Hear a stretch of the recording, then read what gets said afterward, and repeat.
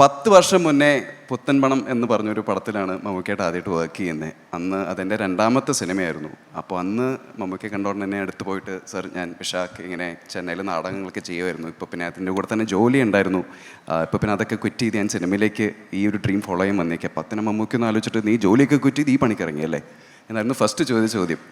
അപ്പോൾ ഞാൻ ചോദിച്ചു, ഈ സർ ഇങ്ങനെയാണ്. അപ്പോൾ അന്ന് നമുക്ക് പറഞ്ഞൊരു കാര്യമാണ്, ഇത് ഭയങ്കര കോമ്പറ്റീഷനുള്ള ഫീൽഡാണ്, ചിലവർ പിടിച്ചു നിൽക്കും, ഭാഗ്യമുള്ളവർ രക്ഷപ്പെടും, but all the very best. 10 വർഷം കഴിഞ്ഞ് നമ്മുടെ സെറ്റിൽ അന്ന് മമ്മൂക്ക വന്നപ്പോൾ അദ്ദേഹം ദൂരെ നിന്ന് ഇങ്ങനെ എന്നെ വിളിച്ച് ചോദിച്ചു, ഞാൻ തൻ്റെ കൂടെ വർക്ക് ചെയ്തിട്ടുണ്ട്, ഓർമ്മയുണ്ടോ എന്ന്. അപ്പോൾ that shocked me to my core, because ഇത്രയും വർഷങ്ങൾക്ക് ശേഷം അത് ഓർത്തിരിക്കാന്ന് പറഞ്ഞാൽ അത് as an actor, as a human being, അതിനേക്കാളും വലിയൊരു ഒന്നുമില്ല as an actor to get. Thank you Mammukka for being a part of our film.